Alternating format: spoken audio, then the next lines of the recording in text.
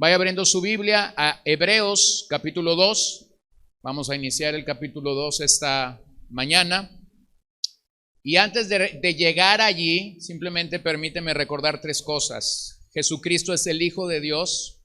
Él es nuestro sumo sacerdote. Él está sentado a la diestra de la majestad de las alturas. Está sentado a la mano derecha de Dios.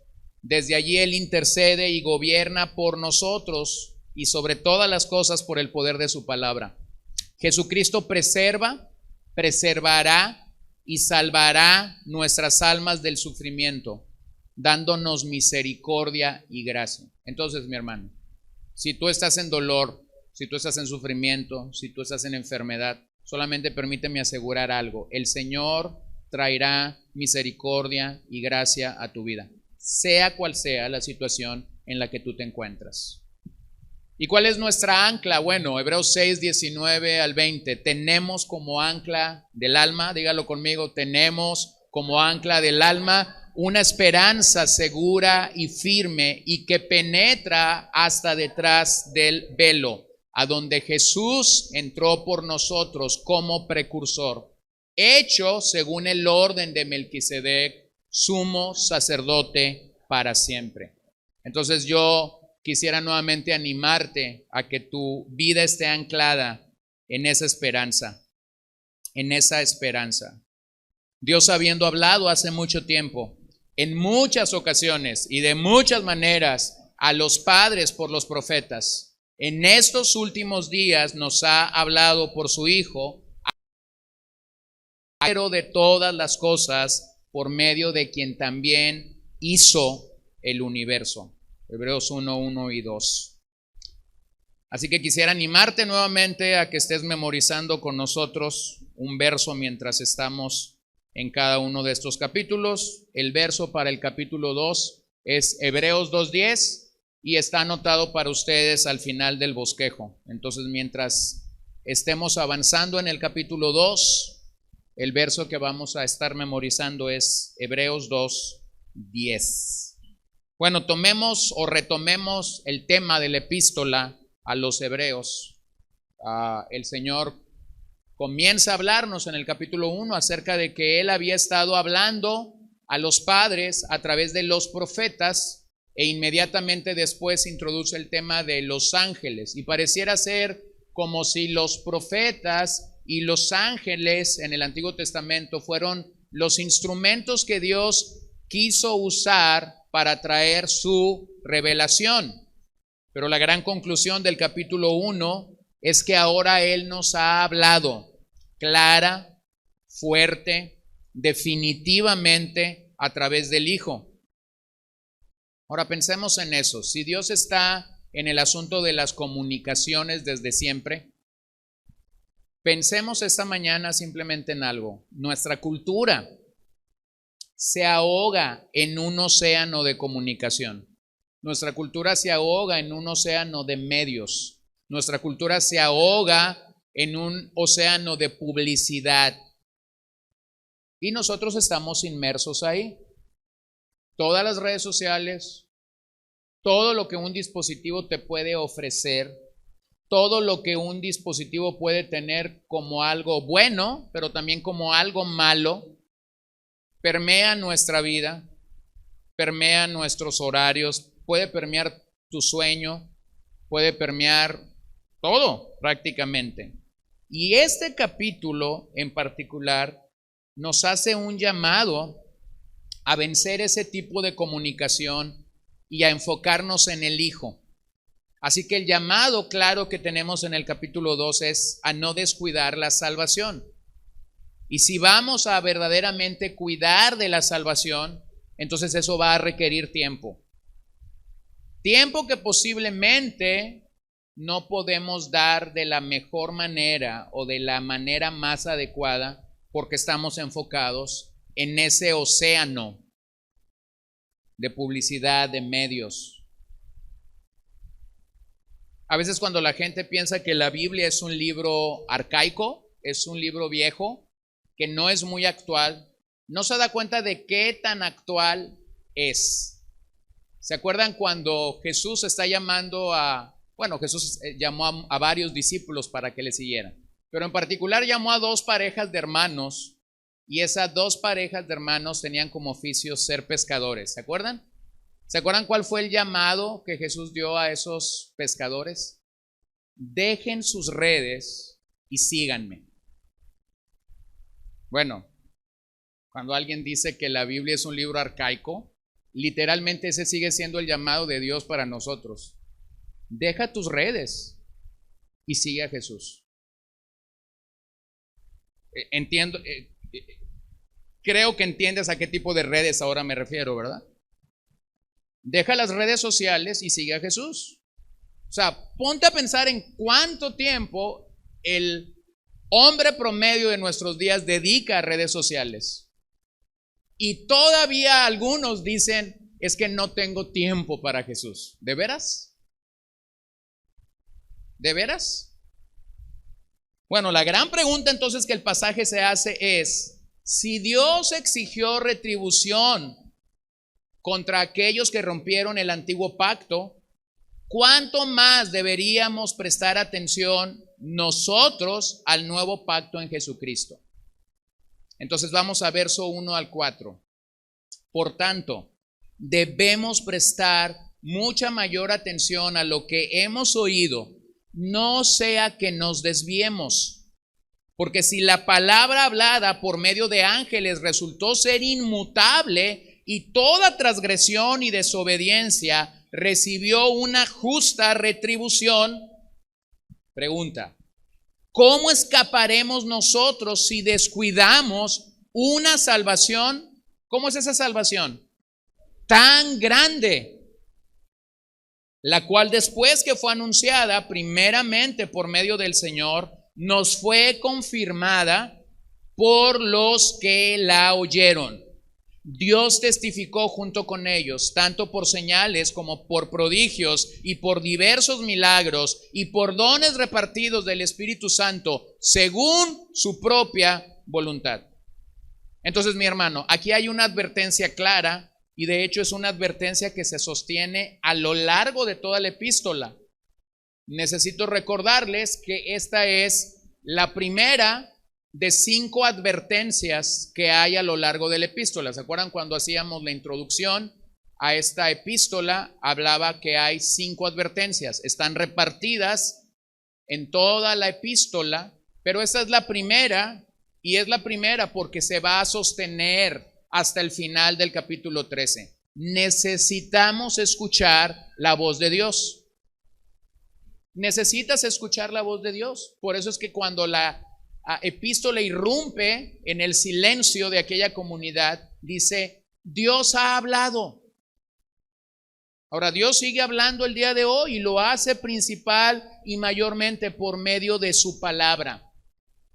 Entonces aquí hay una advertencia clara que busca animarnos a prestar mayor atención a la palabra de Dios y entonces obedecerla. ¿De qué trata esta advertencia? De que prestes mayor atención a la palabra de Dios y entonces obedecerla.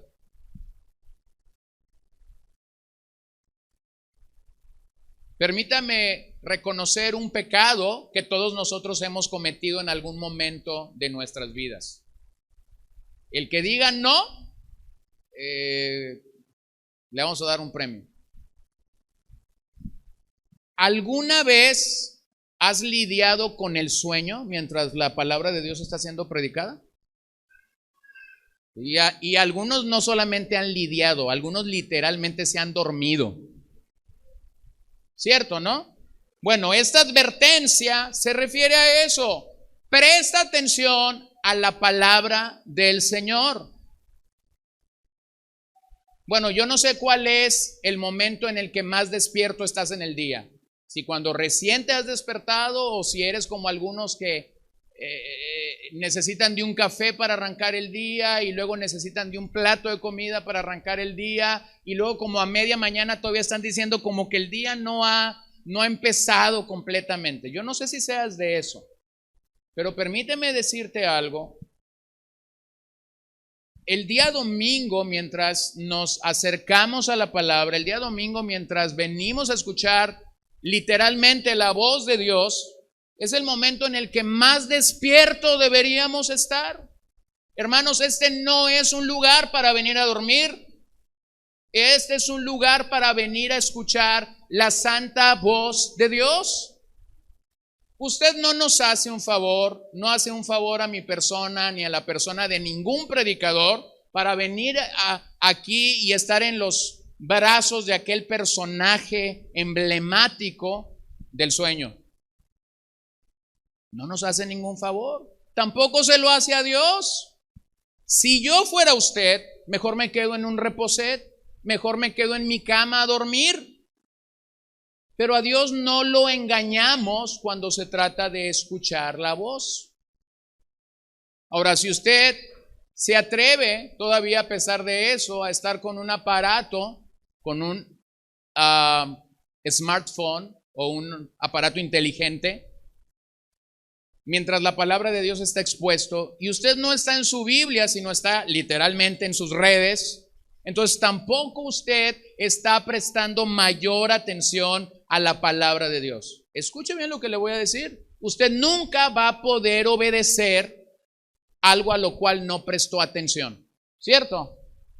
¿Cuántas veces usted como padre le ha pedido a su hijo que haga algo? El hijo no prestó atención y entonces después como padre nos molestamos o nos enojamos porque el hijo no hizo lo que le demandamos. Número uno, no lo hizo porque nosotros no nos aseguramos de que él o ella haya prestado atención. Y lo mismo exactamente sucede con el tema de exponernos a la palabra de Dios. Todo pastor, todo predicador, todo maestro de las Escrituras debería estar firmemente interesado en que su gente, sus ovejas o sus alumnos o sus discípulos puedan obtener lo máximo de la palabra de Dios, de la enseñanza, de la exhortación. Y ese es el deseo del autor a los Hebreos. Él está interesado en que sus oyentes originales puedan obtener el máximo de esta exhortación. A la larga, él está interesado en el que todos los oyentes futuros podamos obtener el mayor beneficio de esta exhortación. Él quiere invitar a los que creen ser salvos a seguir al Señor y llamarlos al compromiso. Ahora, nuevamente, en un mundo que sucumbe ante la cultura y sus determinaciones, aún la Biblia sigue siendo clara. Debemos escuchar el mensaje que Dios nos legó en la persona y en la obra de Jesucristo. Debemos escucharlo. Debemos prestar atención. Debemos tener sumo cuidado cuando nos acercamos al mensaje de la salvación. Koster dice, la advertencia no tiene por objeto privar a las personas de la esperanza, sino alejarlos del peligro para preservarlas y que puedan preservar y heredar lo prometido. Así que encuentro que esta exhortación tiene 3 partes, vamos a revisarlas esta mañana. Tiene una advertencia para prestar atención. Nos advierte que debemos prestar atención. Segundo, nos habla del peligro de perder el rumbo. Y tercero, nos presenta la salvación como una realidad que el Señor proclamó y que fue confirmada por sus apóstoles y por Dios mismo. Entonces veamos el primer punto en el verso 1. El peligro de perder el rumbo y cómo evitarlo. Verso 1. Por tanto, debemos prestar mucha atención a lo que hemos oído. No sea que nos desviemos. La palabra por tanto que introduce a este verso nos permite llegar a una conclusión sólida. Ese por tanto en el original está funcionando como una bisagra que abre y cierra una puerta. De la misma forma está funcionando como una bisagra entre el capítulo 1 y el capítulo 2. El capítulo 1 nos ha declarado que Dios había hablado muchas veces, de muchas maneras, a los padres o a nuestros antepasados por los profetas. Después introduce el tema de los ángeles y concluye diciendo: Cristo es superior. ¿Cristo es superior a quién? A los profetas y a los ángeles. Entonces el autor se introduce: por tanto. Bueno, ese por tanto simplemente nos lleva a una conclusión.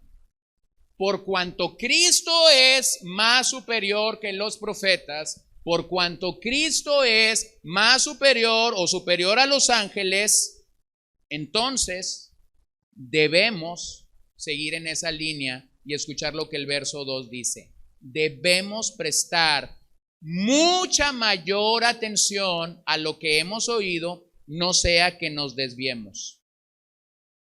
Recuerdan que el capítulo 1 nos dio 7 citas del Antiguo Testamento para fortalecer la idea de la superioridad de Cristo sobre los ángeles.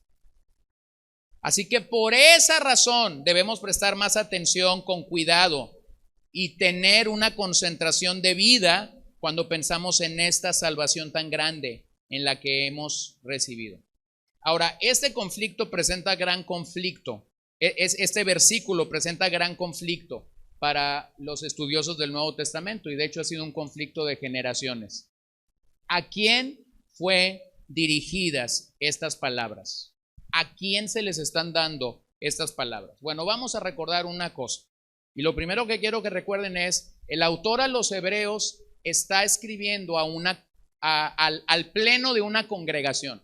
Es como si esa carta nos llegara a cada uno de nosotros. La pudiéramos leer de manera general, ¿cierto? Como leemos la Biblia, cuando ahora mismo pastor leía Deuteronomio 33 en el pleno de esa congregación. Si usted no abrió su Biblia, Deuteronomio 33, usted escuchó los casi 30 versículos que Deuteronomio 33 tiene. Entonces usted se va a ir y va a decir: leímos Deuteronomio 33. Pero esa misma carta que fue dada al pleno de una comunidad, de una iglesia, de una asamblea, tiene sus particularidades y va a depender mucho de la forma como la gente la escuchó. Así es como Hebreos fue escrito. Fue escrito para una comunidad diversa. Fue escrito para una comunidad que tenía diferentes formas de entender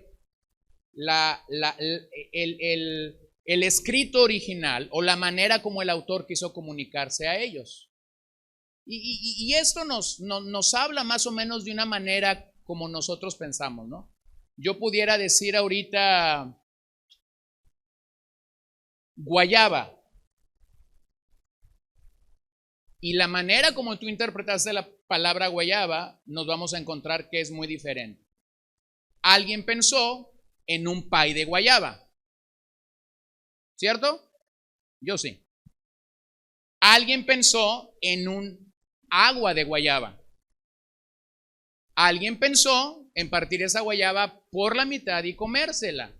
Alguien pensó en partir esa guayaba, sacar las semillas y partirla en 4. Bueno, ¿por qué esa diversidad si solamente dije la expresión guayaba? ¿Lo ven? Y lo mismo pasa con las escrituras. Ahora vamos a pensar en esta verdad. El autor escribe a una comunidad específica, los hebreos. Entonces, vamos a pensar que en esa comunidad, como en toda congregación, había por lo menos 3 tipos de personas. Observen cómo es que el autor pasa del capítulo 1, donde está hablando en una manera específica, y llega al capítulo 2 y comienza a usar la primer persona del plural: nosotros. Él comienza a partir del capítulo 2 a hablar en la primer persona del plural, nosotros. Es decir, se está contando dentro del relato o dentro de la epístola que está escribiendo. Entonces, la primera posibilidad que tú tienes es que el nosotros indica nacionalidad. O sea, que posiblemente al usar nosotros, él está pensando en toda la comunidad hebrea, creyentes y no creyentes. Ok, primer posibilidad. Segunda posibilidad es que al usar la primera persona del plural en toda la carta, lo hace de manera sistemática y pudiera referirse a la comunidad cristiana. Y las veces que él usa el nosotros, que va a ser una forma sistemática de dar las advertencias, las veces que usa la expresión nosotros, lo hace de una forma clara para referirse a la comunidad de creyentes.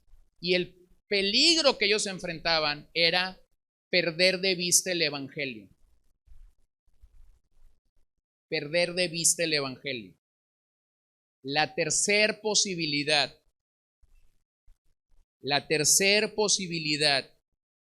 que el nosotros tiene es que está hablando a personas que vienen a la iglesia, pero no son creyentes genuinos. ¿A qué nos referimos con personas que vienen a la iglesia, pero no son creyentes genuinos? Bueno, a personas que pueden estar intelectualmente convencidos de que el evangelio es bueno, pero nunca se van a comprometer realmente con el Señor. Ahora yo les pregunto, no tienes que ser tú para que no te sientas mal. Pero yo les pregunto, ¿conoces a personas que han escuchado el evangelio y que ellos pudieran decir, sí, el evangelio es la verdad, pero que de ahí no van a pasar? ¿Conoces a personas así?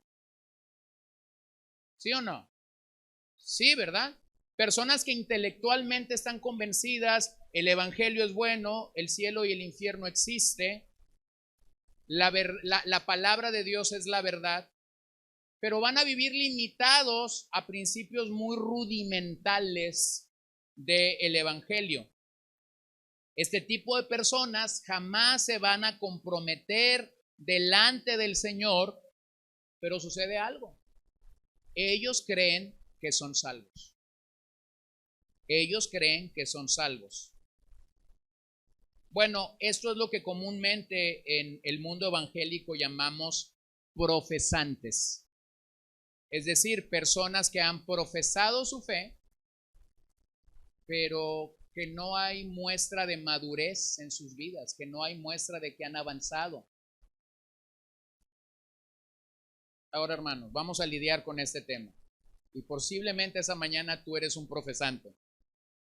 Y vamos a lidiar con el tema entonces. ¿Quién realmente va a heredar todas las promesas del Señor Jesús para nuestras vidas? ¿Un profesante o un creyente? Dígalo sin temor, porque si lo dice con temor, eso lo pone en la línea de los profesantes. Ay, Señor. Así se nos amanece más temprano, ¿no? Un profesante puede repetir Biblia, puede cantar coritos, puede ponerse religioso cuando hay que ponerse religioso, pero no es un creyente. Y la Biblia es un libro que tiene promesas reales y vivas para el creyente, a las cuales el profesante jamás va a acceder porque simple y sencillamente no ha estado dispuesto a pagar el costo de seguir comprometidamente al Señor. Esa es la razón por la que esta gente jamás se va a comprometer y jamás va a ser responsable de la gran salvación que el Señor ha vertido a su pueblo. Entonces, un falso concepto de la salvación puede llevarte a la retribución del castigo eterno y de no llegar al destino de la ciudad celestial. Un falso concepto de la salvación puede llevarte no a la ciudad celestial, sino al infierno.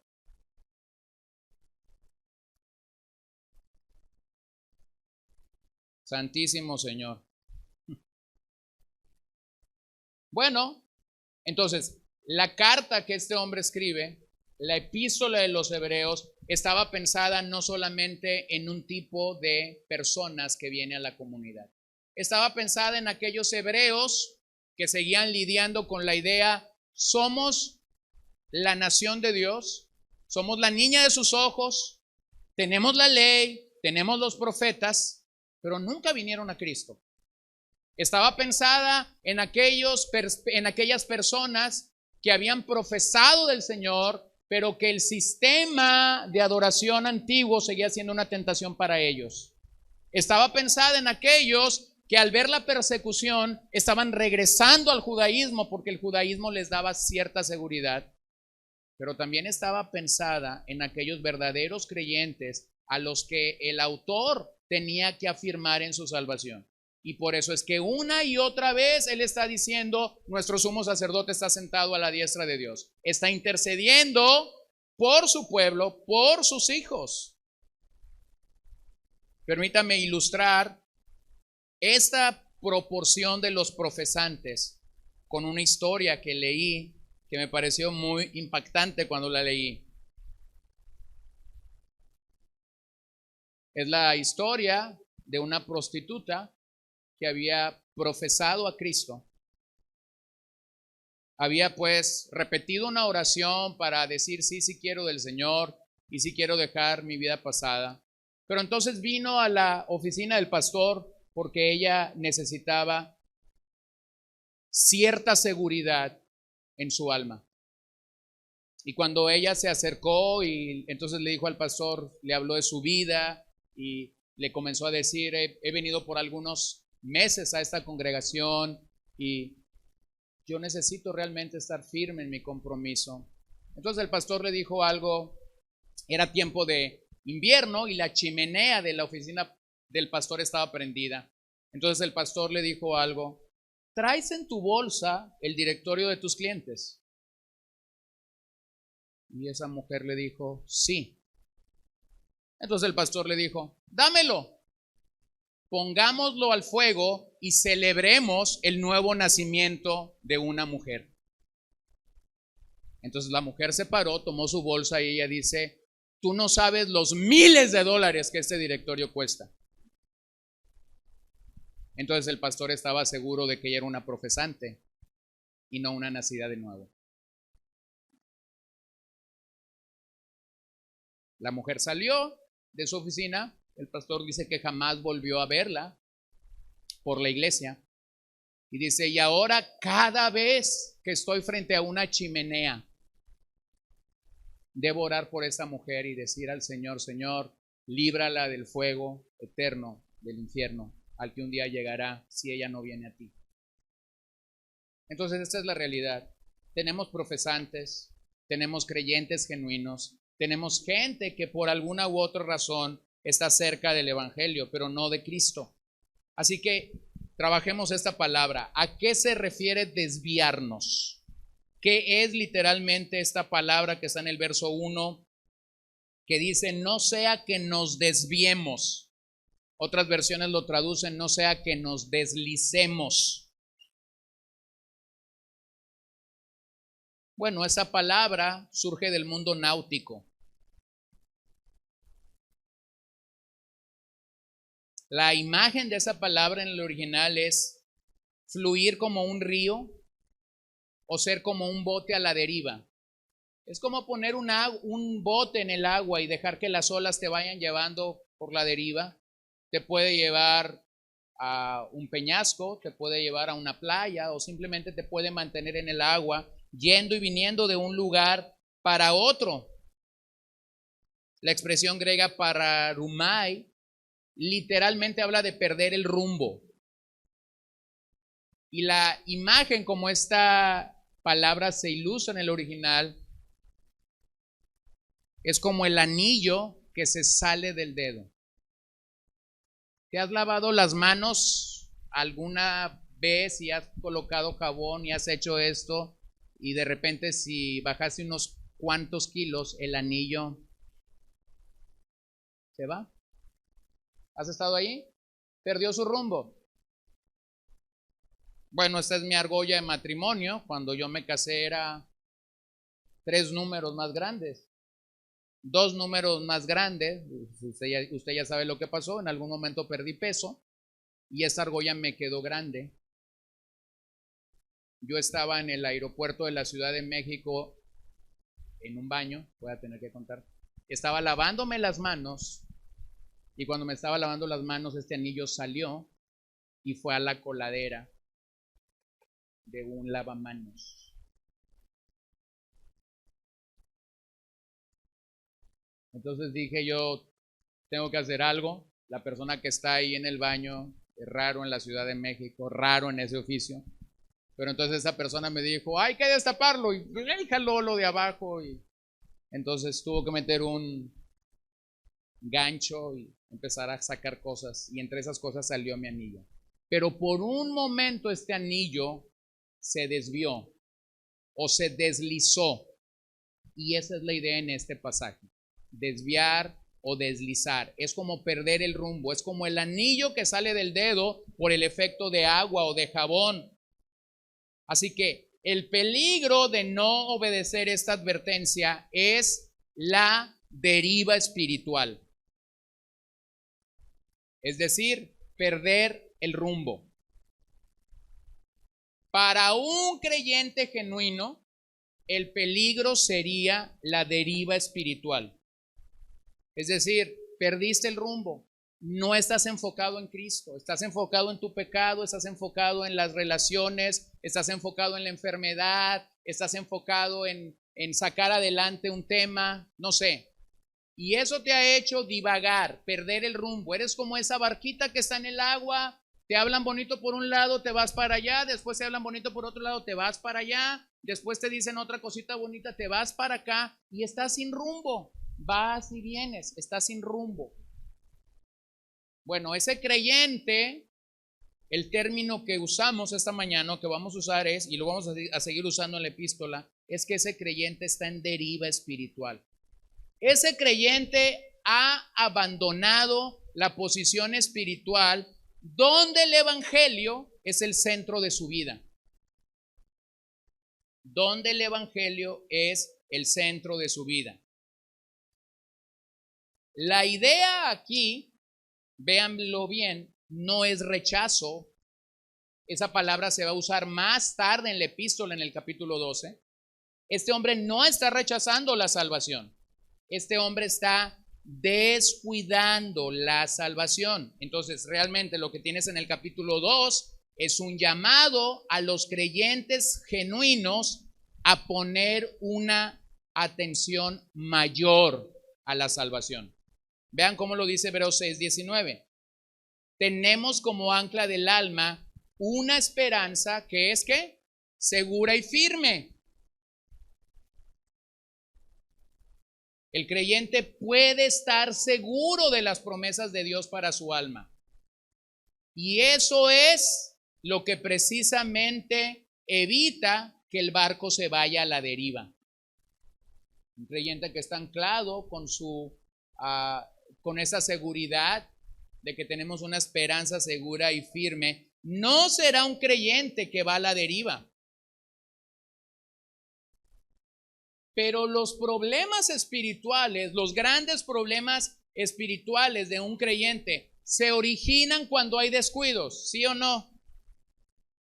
Sí.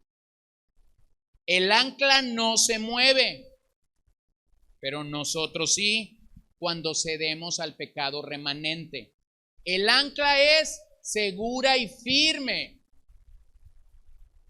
Pero nosotros cedemos, cuando cedemos al pecado remanente, podemos llegar a la deriva espiritual.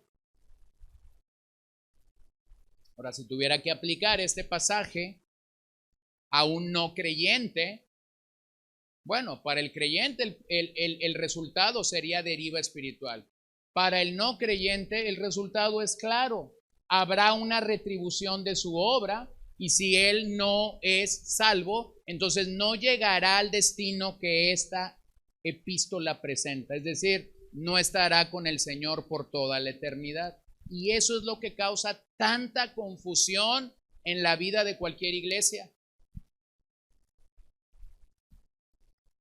¿Cómo afianzamos que esto sea una realidad para nosotros? Que no lleguemos a deriva espiritual. El mismo pasaje te lo dice. Escucha al Hijo, obedece su palabra. Y si no lo haces, poco a poco te alejarás del pensamiento bíblico y llegarás a la confusión cultural de nuestros días. Ese proceso de deslizarnos o de desviarnos comienza sutilmente, y el peligro es que podemos no percatarnos de ello. Podemos no percatarnos de ellos. Así que hay dos posibilidades: los que reman en la dirección equivocada y llegarán a esa situación espiritual, o los que no reman en absoluto y van a dejar que el agua simplemente los lleve. Entonces el proceso empieza claramente en este verso 1, con no desviarnos, y termina, como dije, en el capítulo 12 del 24 al 29, cuando dice el autor: no desechen la salvación. El verso entonces es un recordatorio, el verso 1 es un recordatorio de que necesitamos la teología correcta y la práctica correcta que emana de ella para navegar con fidelidad. ¿Qué es la idea que te presenta el pasaje? Bueno, Dios te dio una salvación grande. Dios quiere que remes con fidelidad. Por eso introduce un término náutico o de la mar. Dios quiere que lleguemos al puerto seguro. Dios quiere que lleguemos a la ciudad celestial. Dios quiere que nosotros entremos realmente en la posesión de todas las promesas, y sabe que es imposible lograrlo por nosotros mismos. Y por eso es que Él dice: te di una salvación tan grande. Por esa salvación tan grande es que tú y yo vamos a poder remar correcta y adecuadamente hasta llegar al Señor. Pero necesitamos la verdad de la palabra, y por eso necesitamos prestar mayor atención, y necesitamos la práctica que emana de la palabra de Dios para navegar en fidelidad. El día de hoy es común observar la deriva teológica de muchos. Es decir, una novedad, es decir, algo nuevo sucediendo, y entonces la gente va para allá y escucha lo que esa novedad teológica o espiritual les quiere brindar.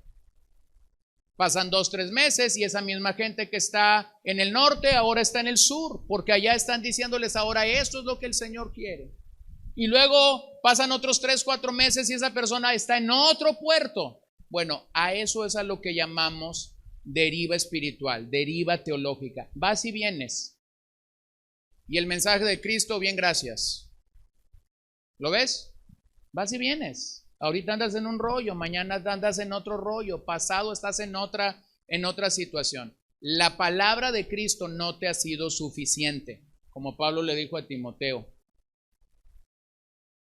Las sinceras palabras del Señor van a ser insuficientes, Timoteo, para esta generación. Entonces, esa deriva espiritual y teológica lleva a la gente a divagar de un lado a otro, buscando lo novedoso, siendo seducidos por toda marea y por toda ola que se eleva, pero olvidando escuchar el mensaje del Hijo. Eso ha llevado a muchas personas a terminar en el lado equivocado de la ecuación doctrinal, desviándose poco a poco. ¿Qué te dice el pasaje? Bueno, Jesús exige y debe ser escuchado adecuadamente. Lo que Él nos llama a hacer es escucharlo adecuadamente, prestar la atención debida. ¿Cuál es el antídoto para no desviarte espiritualmente? ¿Cuál es el antídoto para no deslizarte espiritualmente, un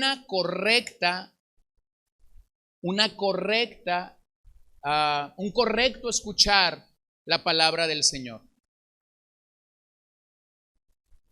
Si tú no escuchas la palabra del Señor, y estoy hablando de particularmente, personalmente necesitamos escuchar la palabra del Señor. Si yo no voy a la palabra continuamente, cualquiera que se me ponga enfrente y me cite algunas cosas del Señor, yo voy a creer que esto es lo que Dios me está hablando. Pero cuando escuchas la voz de Dios permanentemente, tú entonces vas a poder hacer lo que primera de Juan 4:1 dice, discernir el espíritu de esa persona. Entonces hay un llamado a prestar atención y escuchar al Dios que está hablando. No hacerlo es la conclusión del autor. No hacerlo simplemente es una tontería. Ahora presta atención al mensaje de las Escrituras. No nos llenamos de la palabra de Dios para crecer en orgullo. No nos llenamos de la palabra de Dios para jactarnos y decir somos doctrinalmente correctos. Hermanos, no nos llenamos de la palabra de Dios para ser la Interpol o la policía personal de ningún otro creyente. No le andamos aplicando la Biblia a media iglesia. La mayor prioridad por la que nos acercamos a la palabra de Dios es porque queremos tener comunión con Él. La mayor prioridad por la que nos acercamos a la palabra de Dios es porque queremos conocerlo a Él y queremos amarlo a Él. Y como beneficio, lo que el verso 1 te dice es, como beneficio es que vas a evitar ser desviado. Vas a evitar ser desviado. Romanos 10:17. Así que la fe viene del oír y el oír por la palabra de Cristo. Bueno, un creyente maduro, un creyente fiel al Señor, es un creyente que ha sido expuesto a la palabra de Cristo. Mateo 13:13, por eso les habló en parábolas, porque viendo no ven y oyendo no oyen ni entienden. Bueno, esta es una realidad. El Señor estaba hablando en parábolas y cuando estaba hablando en parábolas, la realidad es que Él usó esta herramienta literaria para que el corazón de los fariseos fuese endurecido. Ellos no entendían. Esa es la razón por la que después que predicaba estas parábolas tenía que explicárselas a sus apóstoles. Entonces, piénsalo esta mañana. Estamos inmersos en una comunidad consumista y eso nos ha llevado a una cultura cristiana consumista, la cultura cristiana consumista, pero que no crece. La cultura cristiana consumista son personas que desean controlar su propio destino, desean controlar a Dios. Y las iglesias se vuelven útiles para conseguir sus propósitos, pero jamás llegan a ser responsables personal y moralmente ante Dios. Las personas consumistas tienen una forma descuidada y negligente de seguir al Señor, porque ellos realmente no están interesados en conocer y amar más al Señor cuando van a las Escrituras. Simplemente están consumiendo algo. No es así como nos acercamos a las Escrituras. Realmente debemos cultivar oídos expositivos para mejorar nuestra audición espiritual.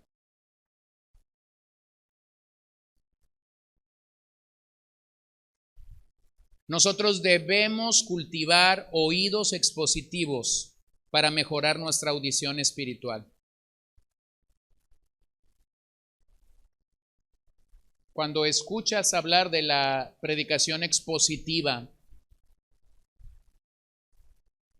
pues voy a ser honesto, eso se escuchaba muy bien o muy lindo cuando empecé a escuchar el término hace algunos años. Pero mientras me acercaba más al mensaje expositivo y conocía y practicaba el mensaje expositivo, me di cuenta que el predicador expositivo tiene el 50% haciendo su chamba, pero el otro 50% es que la comunidad a la que le predica necesita tener oídos expositivos. Necesitas desarrollar hambre por la palabra de Dios. Necesitas saber que los por tantos y que los peros y que lo y que los sí, más que ser una simple conjunción en español, tienen una conectividad con todo el texto. Cuando pensamos en oídos expositivos, pensamos más en el corazón que en el oído. La palabra necesita ser creída, ser obedecida, y aún la palabra requiere que nos sometamos a ellas. Así que hay un llamamiento en el verso 1 para anclar nuestra alma en la profundidad de la palabra de Dios. Esta es una de las razones por las que he abogado, he intercedido en las últimas semanas para que ustedes memoricen las Escrituras, para que por lo menos nos quedemos con estos 14 versos de la epístola a los Hebreos cuando terminemos de predicarla. Necesitamos desarrollar oídos expositivos. No es suficiente simplemente con llenar el cuadrito del checklist para decir, ya estuve en la iglesia este domingo. Bebe Warfield dijo, cuando la Escritura habla, Dios habla. Eso es una realidad. Ahora el asunto es, ¿vas a atender al Señor o lo vas a desatender? ¿Vas a estar con todos tus sentidos escuchando la palabra de Dios o la vas a estar rechazando semana a semana porque estás en las redes o porque estás dormido o porque estás pensando en lo que vamos a comer? O si lavaste ropa antes de venir, te estás pensando si se va a secar cuando llegas o si el perro va a hacer alguna travesura con ella. No, la palabra de Dios requiere nuestra atención. Así que el argumento de la epístola a partir de este capítulo es: ¿remamos en fidelidad hacia adelante o retrocedemos en infidelidad? Esa es la idea a partir del capítulo 2. ¿Remamos en fidelidad hacia adelante o vamos a retroceder en infidelidad?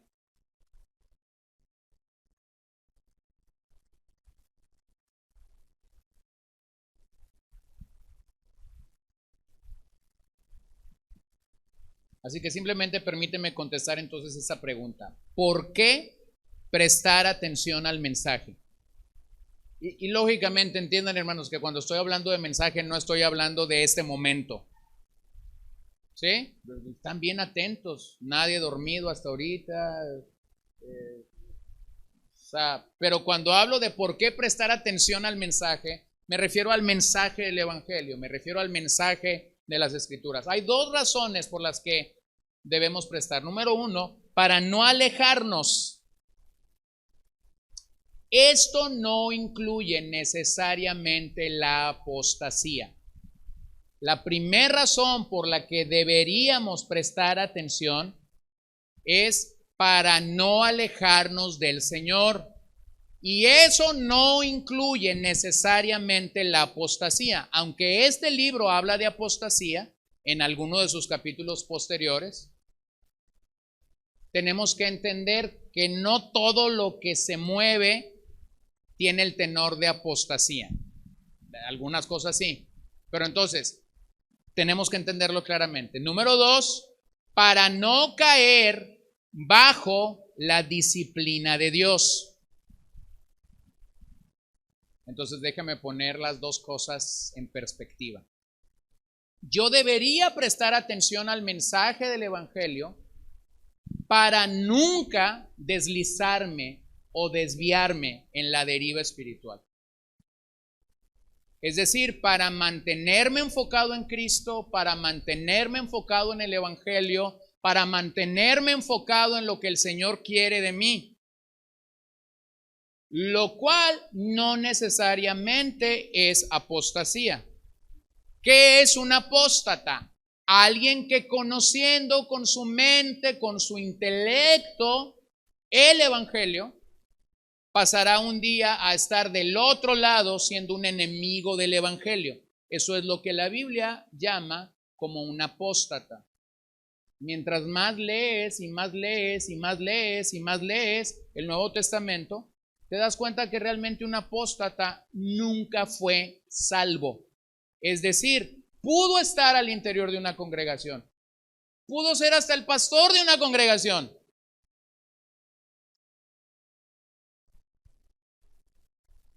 Ahora, ¿por qué soy tan seguro de eso? Porque esta carta lo dice varias veces. Él está sentado a la diestra del Padre intercediendo por sus ovejas. Si nosotros decimos que un cristiano puede llegar a ser un apóstata, entonces lo que estamos diciendo es que la oración de Cristo es deficiente delante del Padre. ¿Qué porcentaje de la oración de Jesús delante del Padre va a ser contestada afirmativamente? El 100%. Pero como ya mencioné al principio, en una comunidad de fe, en una iglesia, vamos a tener personas que aparentan ser creyentes, que aparentan ser hermanos nuestros, que han profesado, pero que nunca se han comprometido con el Señor, y esos son los que van a apostatar un día. Entonces, el deslizarte, el desviarte, el quedar a la deriva en algún momento de tu caminar con el Señor, no necesariamente implica la apostasía. Implica que perdiste el rumbo. ¿Se han perdido alguna vez buscando una dirección? ¿Se han perdido alguna vez, no sé, en la ciudad buscando algún punto al que no sabes cómo llegar? Antes del GPS, claramente. Bueno, eso es lo que Hebreos está diciendo aquí. Y lo segundo, para el creyente claramente, para no caer bajo la disciplina de Dios. Es decir, si un creyente se desvía, si un creyente entra en esta deriva espiritual, en este desliz espiritual, entonces lo que Hebreos 12 dice que el Padre va a hacer es disciplinarlo. El apóstata jamás regresará al Señor. El Hijo de Dios, cuando por algún momento se desvía, va a tener la disciplina de su Padre clara y marcadamente. Entonces eso es lo que Hebreos está diciendo acerca de prestar atención. Número 2, pasemos versos 2 y 3, eso fue el fundamento, lo otro va a ser más rápido. Porque si la palabra hablada por medio de ángeles resultó ser inmutable, que no cambió, o sea, la palabra de los ángeles dice fue inmutable, y toda transgresión y desobediencia recibió una justa retribución. Bueno, cortemos ese filete para entender el verso 3 y 4 entonces. El autor utiliza un argumento milético muy usado por los rabinos, que va de menor a mayor. Entonces él dice, si esto sucedió cuando los ángeles trajeron la ley, ¿cuánto más va a suceder en el nuevo pacto? ¿Lo ven? Va de menor a mayor. Luego dice, si toda transgresión y desobediencia recibió justa retribución en el antiguo pacto, ¿cuánto más en el nuevo? Bueno, entonces preguntémosle al texto, ¿cuál fue el mensaje que los ángeles dieron? Bueno, los ángeles tuvieron una participación instrumental en la entrega de la ley. No fueron mediadores.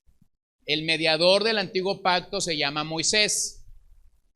Lo que los ángeles aparentemente hicieron fue traer la ley a Moisés, y lo vamos a ver claramente. Hechos 7:53. Está Esteban predicando y él dice, ustedes que recibieron la ley por disposición de ángeles y sin embargo no la guardaron. ¿A quién está hablando? A Israel. Israel incrédula, Israel desobediente. Ustedes recibieron la ley de mano de los ángeles, sin embargo no la guardaron. Luego véanlo en Gálatas 3:19, cuando Pablo está hablando del mismo tema. Entonces, ¿para qué fue dada la ley? Fue añadida a causa de las transgresiones, hasta que viniera la descendencia a la cual había sido hecha la promesa, ley que fue promulgada mediante ángeles por manos de un mediador. Bueno, eso pasó en el antiguo pacto. Los ángeles fueron el instrumento de Dios para traer la ley a Moisés, pero el mediador del antiguo pacto es Moisés, no es los ángeles. Entonces, si el argumento es que voy de menor a mayor, entonces el autor a los Hebreos dice, pero ahora no son los ángeles, ahora es el Hijo. Entonces, el mensaje y el mensajero son más grandes. Cristo es más grande que los ángeles, ¿cierto? Cristo es más grande que el antiguo pacto, ¿cierto? Sí. Entonces nosotros ahora tenemos mayores privilegios y mayor castigo.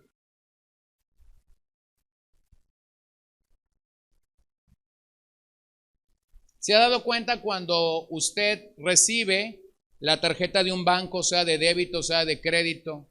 ¿Se ha dado cuenta que ahí cuando le habla de los beneficios y de los logros que va a tener con ese plástico, se lo ponen en letras grandotototas?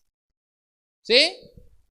Y las multas y todo lo que usted va a tener por no hacer buen uso de ese plástico viene en una letra diminuta para que usted no se dé cuenta de ello, ¿cierto?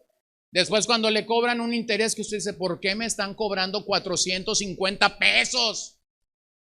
Bueno, porque usted no pagó a tiempo y por causa de que usted no pagó a tiempo, se ha ganado una penalización de 450 pesos por mes y no necesita ser muy sabio para entender que si lo vuelves a hacer te lo van a volver a cobrar, ¿cierto? Entonces tú vas muy enojado al banco y dices, aquí vengo a regresarle su plástico y ustedes son... Y comienza todo ese proceso. Entonces te sacan ese documento y te dicen, Señor, pusimos en sus manos este documento que contiene los estatutos o el reglamento o cláusulas, ¿verdad? De este contrato. Solo que esas cosas que son malas venían en letras muy chiquitas. Bueno, este nuevo pacto, este mensaje y este mensajero nos da grandes privilegios, pero también este pacto habla de castigo.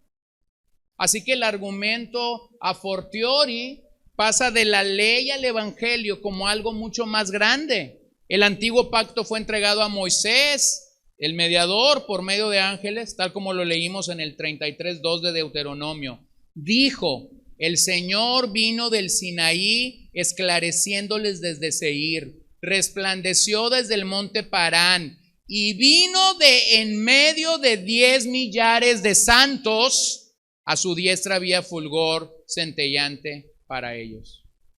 Estaban ahí como los testigos de la entrega de la ley a Moisés en Sinaí. En resumen, en el resumen de la ley es que todo pecado merece justo castigo. Para la ley, si obedeces, vives; si desobedeces, mueres. Esa es la lógica de la Torá. Vea cómo lo dice Moisés en Deuteronomio 30:19.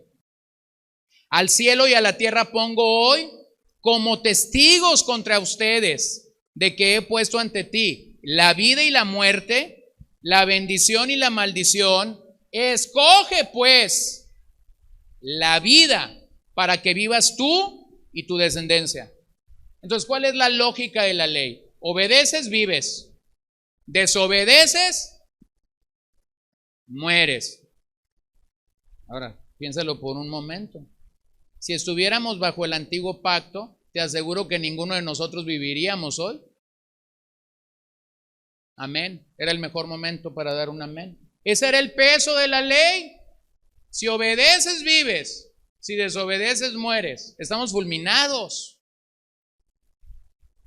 Entonces, esto sirve como un recordatorio implícito de lo que le sucedió a Israel desobediente.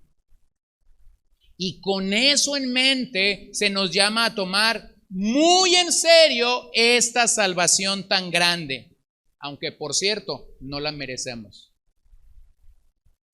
¿No es así? Ahora, recuérdame qué es lo que el Señor estuvo haciendo por 38 años desde que el pueblo de Israel andaba en el desierto, estaban en Cades Barnea, cuando entonces hubo una expedición a la tierra prometida y fueron 12 príncipes, uno representando a cada tribu, y después trajeron el reporte de lo que habían visto allí. Y entonces el surgimiento de Israel incrédula y desobediente está ahí marcadísimo en Números 13. Recuérdame a partir de ahí qué Dios estuvo haciendo en el desierto. ¿Se acuerdan? ¿Qué estuvo haciendo con la nación? Está repartido el pueblo. Estuvo juzgándolo. Estuvo juzgando la desobediencia de la nación por 38 años. Ese era el mejor momento para emprender una buena cadena de funerarias. Todos los días hubo muertos en el desierto. Todos los días hubo muertos en el desierto por 38 años. ¿Por qué llegaron allí? Por incredulidad y por desobediencia. Entonces, siguiendo la ley de la Torah, siguiendo la aplicación de la ley, si obedeces vives, si desobedeces mueres. Entonces la retribución del pecado de Israel incrédula y desobediente fue la muerte. Entonces, ¿qué es lo que nos enseña el comportamiento de Israel en Éxodo? Lo que nos enseña es la falta de obediencia a la palabra de Dios. Y hay una gran sección en la carta a los Hebreos del 3:7 al 4:11 donde se nos da ejemplos incorrectos de Israel. Dice el autor a los Hebreos más adelante: por esto no entraron en el reposo de Dios, porque fueron desobedientes e incrédulos, y el Señor los juzgó. Es decir, el Señor les dio la retribución justa que tenía que darles por causa de su pecado. Entonces hay dos palabras ahí: transgresión y desobediencia, y ambas hablan de un rechazo consciente de la voluntad de Dios. Transgredir y desobedecer a Dios hablan de un rechazo consciente de la voluntad de Dios. Es decir, sé que voy a desobedecer, pero a pesar de ello voy a desobedecer. Transgresión habla de atravesar una línea a lo que llamamos pecado de comisión. Es decir, a pesar de que sé que estoy pecando, voy a pasar la línea. Bueno, el término correcto para lo que estás haciendo es: estás transgrediendo la ley de Dios. Transgredir. ¿Estás allí? Has leído, sabes que esta es la línea, pero la estás cruzando. Desobediencia. Desobediencia es cerrar nuestros oídos a los mandatos claros de Dios, pecados de omisión. Es decir, no hacer algo cuando deberíamos hacerlo. Te habla un hermano, te presenta una necesidad física, te dice: ahorita estoy por entrar al quirófano, me van a sacar, no sé, la vesícula, o lo van a operar de algo. Y entonces dice: y la única persona que se me vino a la mente eres tú, ¿podrías orar por ti? Y tú te ves bien santo y le dices: claro que sí, hermano, ahorita hasta ayuno voy a hacer por ti. Cuelgas y prendes la TV. Pecado de omisión.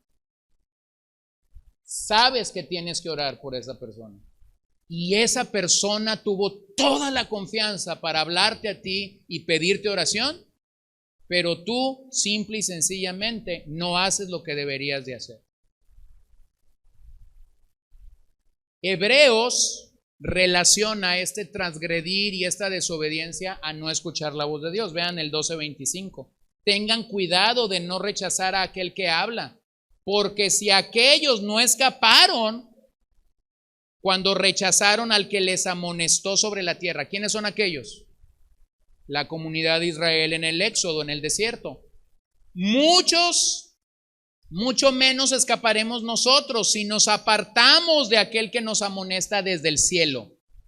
Bueno, aquellos fueron amonestados por Moisés, pero Dios nos está amonestando ahora desde el cielo.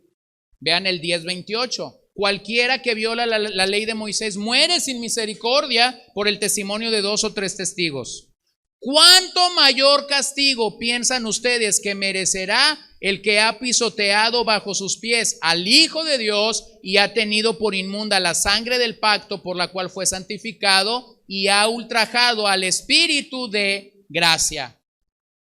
Bueno, ¿qué te están diciendo esos pasajes? Que tienes que cultivar una atención cuidadosa, porque debemos estar claros en algo: la certeza de la retribución. Dios retribuyó en el desierto a Israel desobediente. Dios va a retribuir nuestra desobediencia. Como hijos vamos a ser disciplinados. Y la disciplina no nos gusta, ¿cierto? Nuestra carne rechaza la disciplina de inmediato. Pero Dios dice: porque te amo te voy a disciplinar. Verso 3. ¿Cómo escaparemos nosotros si descuidamos una salvación tan grande? La palabra escapar ahí funciona como un participio condicional. Es un descuido por apatía. Es no preocuparse lo suficiente por algo. Tienes un dolor de cabeza y tu papá te dijo: tómate tal pastilla y ve y duérmete. Y tú dices: ahorita, son las 10 de la mañana, a las 10 de la noche tienes un tremendo problema, tus ojos te duelen, todo te gira. Bueno, tú no fuiste cuidadoso, se te dijo lo que tenías que hacer y no lo hiciste. Fuiste apático para hacer lo que tenías que hacer. Eso es escapar. Es un descuido por apatía, por no preocuparnos lo suficientemente por algo. Entonces el llamado de la epístola es a no llegar a ese descuido por apatía, a preocuparnos lo suficientemente por algo para no llegar allí. Pablo utiliza la misma palabra cuando escribe a Timoteo en el 4:14. No descuides el don espiritual que está en ti, que te fue conferido por medio de la profecía con la imposición de manos del presbiterio. Timoteo, no seas apático al don que Dios ha puesto en ti. Timoteo, preocúpate lo suficiente para llevar adelante el ministerio que se te ha encomendado. Entonces, la aceptación inicial de este mensaje es validada por la perseverancia en la fe. Es bien fácil decir que una persona es creyente.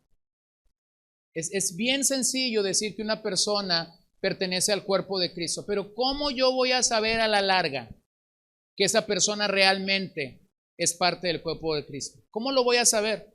Porque va a haber evidencia. ¿Y cuál es esa evidencia? Claramente la Biblia habla de esas evidencias. No descuidará esta salvación tan grande. Su fe genuina irá madurando, irá prosperando a pesar de los problemas. Hagamos un pequeño autoexamen en forma de preguntas. ¿Estás perseverando en tu fe? ¿Estás creciendo en piedad? ¿Estás creciendo en santidad? ¿El Espíritu te da más testimonio el día de hoy que cuando inicialmente comenzaste a caminar en el Señor? ¿Estás enfrentando tus pruebas y los sufrimientos de manera adecuada?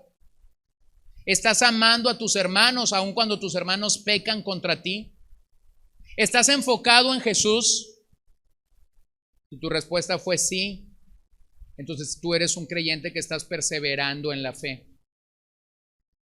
Esta es la evidencia que las Escrituras abiertamente nos dan de la perseverancia en la fe. No solamente tiene que ver con nuestra asistencia regular a una congregación, tiene que ver con el crecimiento interior de la vida de Dios en nosotros. Así que si el antiguo pacto que vino de Dios fue entregado por ángeles y exigió retribución por el pecado. Entonces el argumento del autor es: ¿cuánto más juzgará Dios a los que han despreciado el evangelio de su Hijo?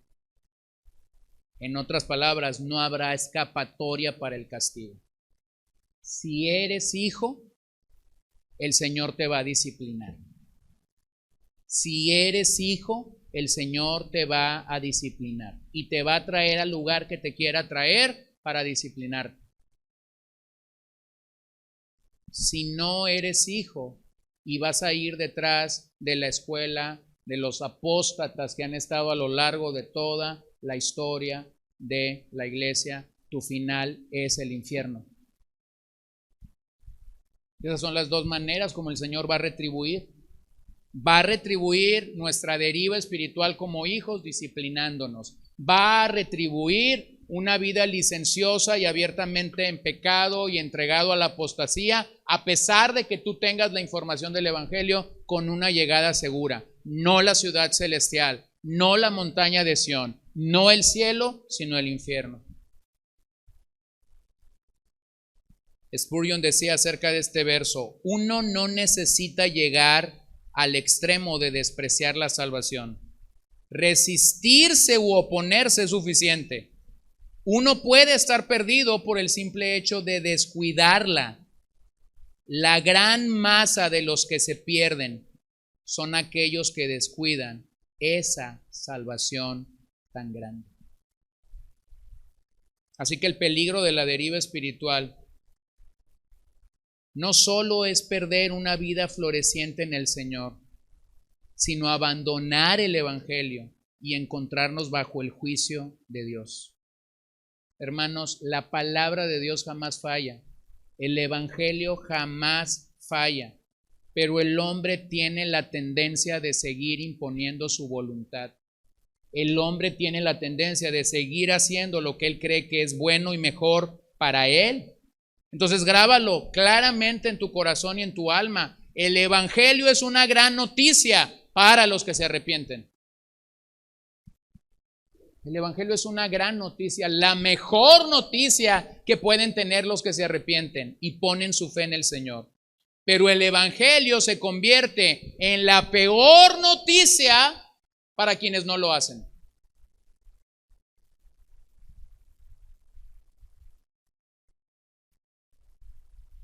Hebreos define esta salvación tan grande a través de la sola obra y la sola persona del Hijo de Dios.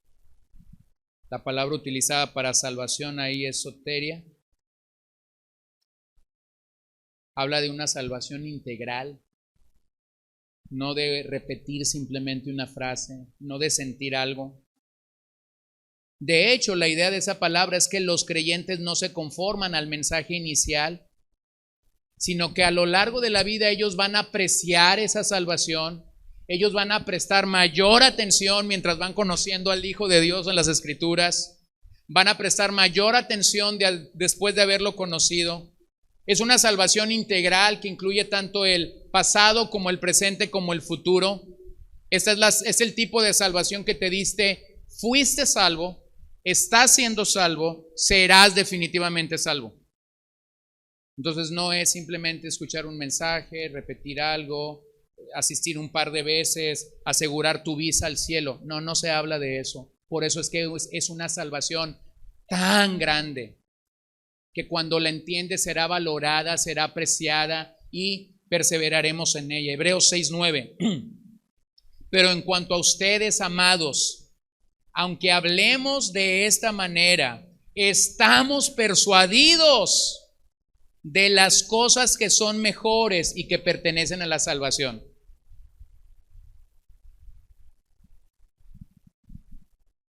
No nos conformamos a cantar solamente oh día feliz, oh día feliz, y oh día feliz, y oh día feliz, y oh día feliz. No nos conformamos simplemente a una situación emocional que nos dice que hubo un día feliz. Nuestra mirada está más puesta al futuro porque tenemos una ancla que es firme, que es segura. No solamente tengo un día feliz hoy, lo tendré mañana, lo tendré el próximo año. Mi futuro está asegurado en las manos del Señor. ¿Por qué perderme solamente en el hoy cuando la salvación realmente va mucho más allá? ¿Lo puedes ver?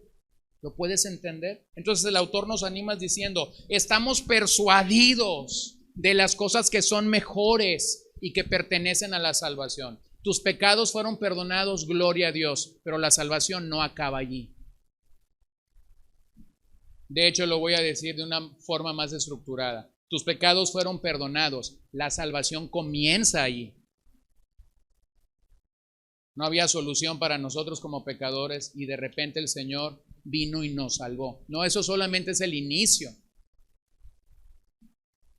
Pero estamos persuadidos de cosas más grandes. Número 3, para terminar, la realidad proclamada de la salvación, la cual después que fue anunciada primeramente por medio del Señor, nos fue confirmada por los que la oyeron.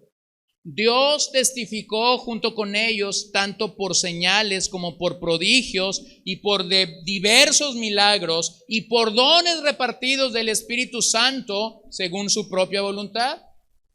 Observa la declaración firme del autor de los Hebreos. La salvación fue traída por Cristo. No la trajeron los ángeles, no la trajo Moisés, no la trajo Pablo, no la trajo Juan. La salvación fue traída por Cristo. Jamás se dijo eso de Moisés, jamás se dijo eso de ángel alguno. Solo el mediador de un mejor pacto. Así que el Señor mismo es quien revela su plan redentor. Es Dios por medio de su mensaje que nos afirma que la salvación solo es del Señor. Algo que no debería sorprendernos. Leímos este pasaje de Deuteronomio 33 mientras la comunidad de Israel está emigrando a una nueva etapa de entrar a la tierra prometida. Y Moisés está asegurando de que ellos puedan entender, fuimos salvados por la mano de Dios. Recuerden que el juicio de Dios sobre la nación, sobre el Israel incrédulo y desobediente vino sobre los mayores de 20 años. Los menores de 20 años libraron ese juicio de Dios, así que han pasado 38 años. Tenemos gente que mínimamente tiene 58, tiene 60, tiene 70 años y ellos fueron preservados. ¿Quién los preservó? Dios. Entonces Él dice, Él nos salvó. ¿Sí? Él los salvó. Él los salvó. Entonces nuevamente el autor a los Hebreos dice, esta salvación viene por medio de Cristo. Él es el autor de la salvación, Hebreos 2:10. Él está proclamando la historia de la salvación y lo hace por medio de un ejemplo legal. La idea de este verso es que Dios se ha sentado en el tribunal de la historia. ¿Imaginas eso? Dios se ha sentado en el tribunal de la historia y está corroborando el testimonio de sus heraldos. Sus heraldos han venido predicando, testificando, evangelizando, discipulando a lo largo de toda la historia. Y Él como juez está validando el mensaje de la salvación por medio de estos heraldos. Los apóstoles fueron los encargados de comunicar esa revelación de forma primaria. Ellos fueron testigos oculares, presenciales del Señor Jesús. Así que podemos afirmar algo. Su enseñanza no era mitológica, su enseñanza era una realidad. Por eso Efesios 2:20 nos lo dice, están edificados sobre el fundamento de los apóstoles y profetas, siendo Cristo Jesús mismo la piedra angular. Entonces los apóstoles estaban repitiendo lo que habían escuchado del Señor y el Señor estaba validando lo que ellos estaban haciendo a través de dones, de prodigios y de milagros, y más gente salva, y más gente salva, y más gente salva. Entonces Dios mismo los acompañó y testificó de la veracidad del mensaje. Literalmente lo que el pasaje te dice es que Dios distribuyó estos dones, que el Espíritu Santo distribuyó estos dones milagrosos. Así que esto dio fe de la superioridad del mensaje y de la superioridad del mensaje que los ángeles habían entregado. Primera de Corintios 12:4. Ahora bien, Hay diversidad de dones, pero el Espíritu es el mismo. Hay diversidad de ministerios, pero el Señor es el mismo. Y hay diversidad de operaciones, pero el mismo Dios, el que hace todas las cosas en todos. Entonces, ¿qué estaban haciendo esos dones espirituales? Dos cosas. Estaban edificando a la iglesia y estaban testificando que Cristo es el Señor. Estos dones que estaban operando de forma portentosa y milagrosa en la vida de los apóstoles en aquel día, estaban validando, estaban certificando la superioridad de Cristo sobre los ángeles y sobre Moisés. Así que en los primeros siglos de la iglesia, la enseñanza tradicional de la doctrina ortodoxa incluía la palabra de la salvación y se veía como un elemento vital para la vida y para el pensamiento cristiano.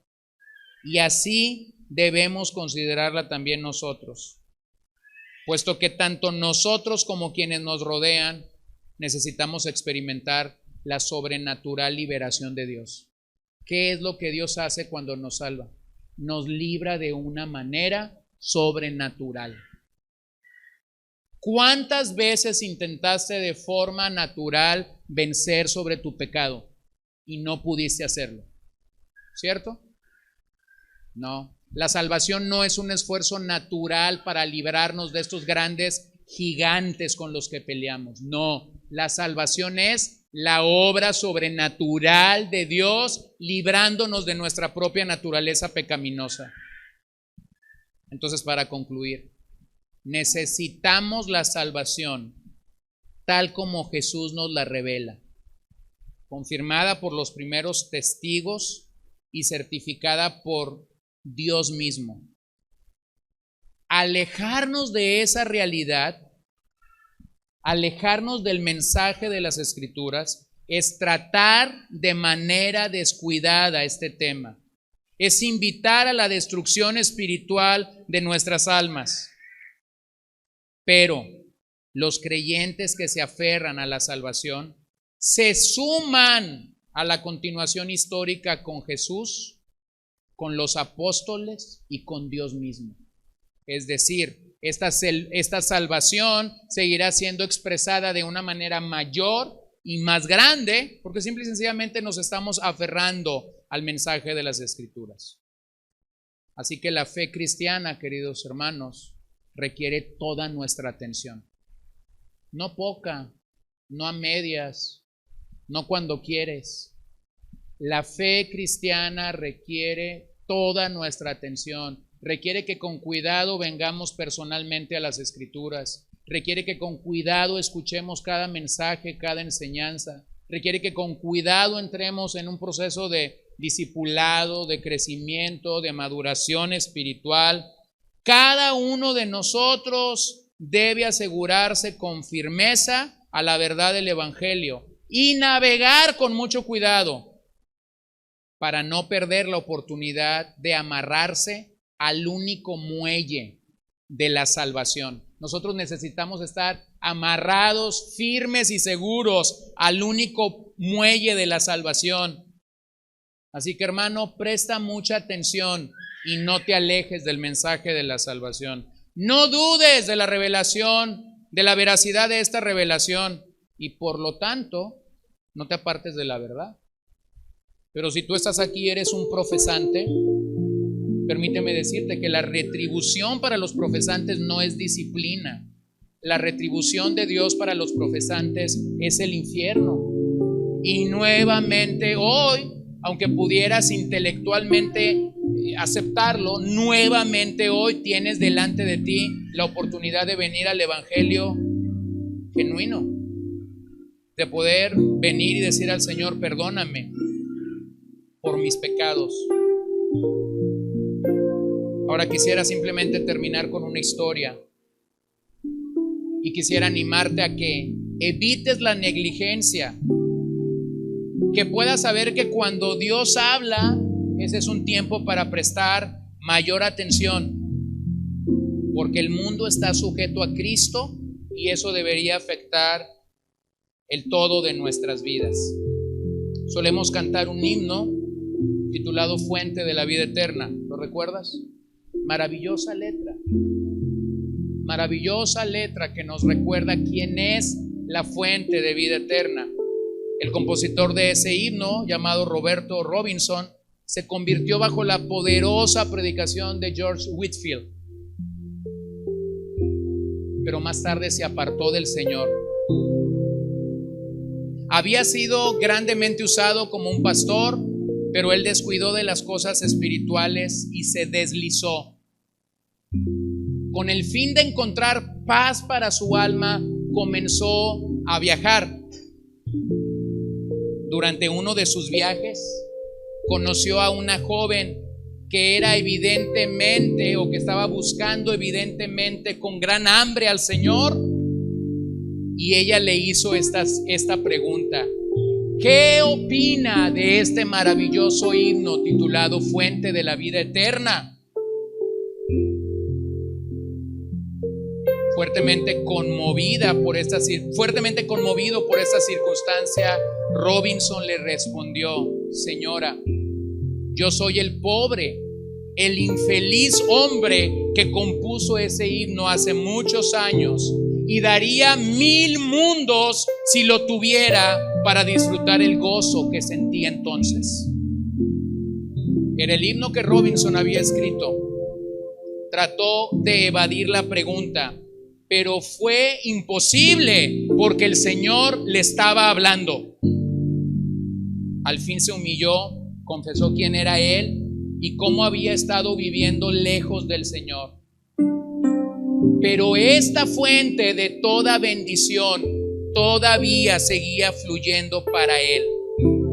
Le dijo ella, y por estímulo Robinson fue restaurado a la comunión con el Señor. Es fácil deslizarse cuesta abajo, pero es muy difícil regresar en contra de la corriente. Nuestra salvación es grande, pues fue comprada a gran precio por ti. Trae consigo grandes promesas y bendiciones y lleva a una gran herencia en gloria. Entonces pregúntate esta mañana, ¿cómo podríamos descuidarla?